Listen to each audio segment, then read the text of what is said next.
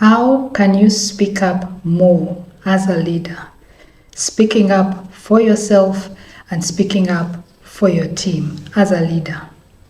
This is one of the requirements of leadership, to be like the voice for your team and to also be the voice for yourself.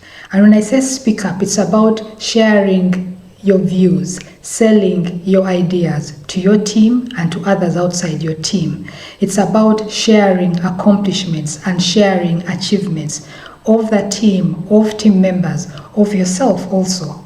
As a leader, it's about saying yes to tasks, as in stepping up and saying, yes, we can do that. And it's also about saying no when a task is going to seriously or heavily impact on the quality of work, or when the team just can't do the task right now. How do you develop that confidence within you to speak up as the leader of your team? Number one, self-awareness. The most important book that you can read on personal development is yourself. You really need to understand yourself. And again, what you'd ask yourself is, when it comes to speaking up, what is holding you back? Ask yourself that question and find the answers within yourself, not within books. I'd really request you to take time to read yourself, to understand yourself, and to understand what is holding you back. You could also find out when it comes to speaking up, or speaking up in particular situation. Is speaking up a trigger that you might want to actually deal with? Does it trigger something? Does it trigger a painful memory? Does it trigger something that happened in your past? Does it trigger something that was done to you or that you did, or a response that you had from people?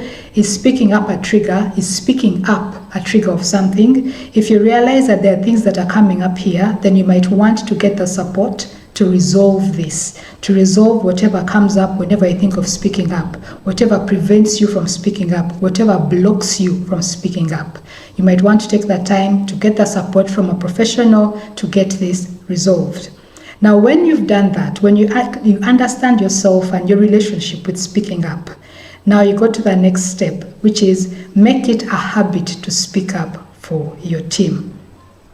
Again, speaking up is one of the jobs, one of the tasks of the team leader. You're the ambassador of your team. You're the one who is always representing your team wherever they are. So you're the one who speaks up, who makes their achievements known, who makes them look good, who defends them and who protects them. So make it a habit to speak about your team wherever it is you go. Train yourself. Whenever you're talking to someone, I'm going to say something nice about my team. Whenever I'm talking to this particular executive, I'm going to say the team did this. So that it becomes a habit, it becomes normal to you to actually speak up for your team, or to speak up about yourself, to speak up about the work. It becomes a part of day-to-day work. It becomes operational, that this is something that you do. You speak up for your team.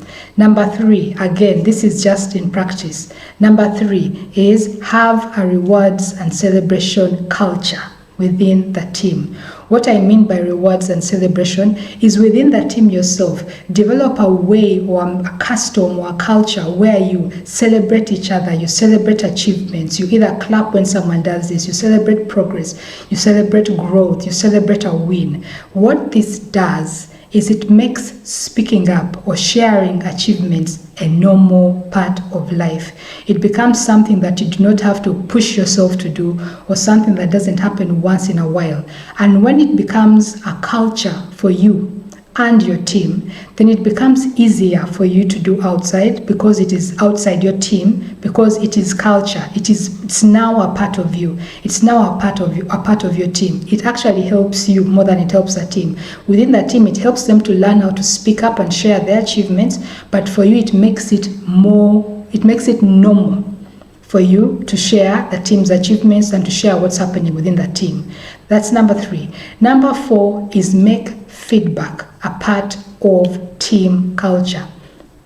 Make giving feedback a part of team culture. Now, this is something that I have found that most of the people who I work with is not something that's done intentionally.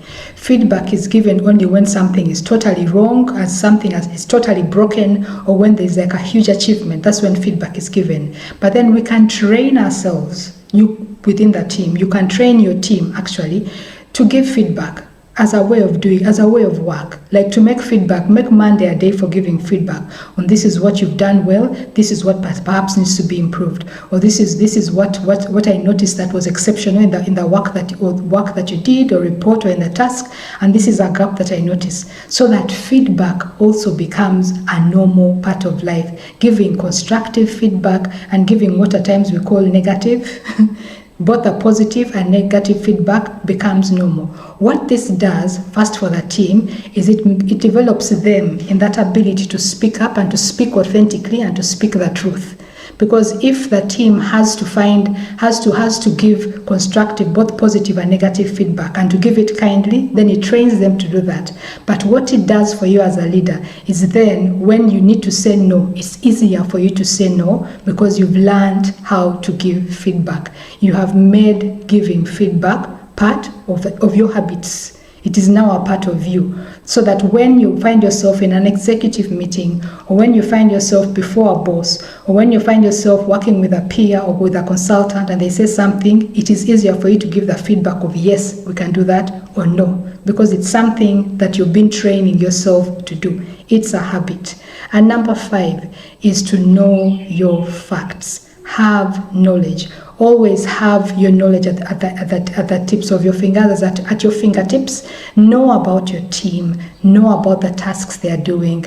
Know about what is blocking them. Know about the support that they need. Know about where they are excelling or where they are struggling. Make it a point to always check in with your team and to find out what's going on. Because when you have the facts readily available on your fingertips, then it's easier for you to speak up on behalf of your team. It's easier for you to protect your team. It's easier for you to be the ambassador who says the nice things and the achievements that your team has had. That's the first thing it will do for you. The other thing is it also helps you to notice when something that seems to be normal is actually exceptional. Like for example, if a team member who is struggling in a particular area is still performing as they expected to perform, while this seems to be normal to everyone else, it is actually something exceptional. So when you know that, then you know how to celebrate this person, you know how to speak about this person, you know how to share this achievement and to share this positive thing that this person is actually doing. So know your facts. Take the time to understand what is happening with the team, what is happening with their tasks, what is happening with them personally, what the tasks are, what impact are the tasks having on their life, and what impact is the life having on their tasks. Know what's happening with your team. Now, is this something that you've struggled with in the past? Have you had issues with speaking up? How do you support yourself to speak up more? How do you support yourself to say no and to say yes? How do you sell your team ideas? Or is this something that you haven't been doing? How do you sell yourself as a leader? Do you have a culture of celebration in your team? Do you have a culture of reward in your team? Do you have feedback, giving feedback as one of the normal activities in the team? Do share. Do share where you've had struggles. Share your ideas. Comment, like, and share this with someone.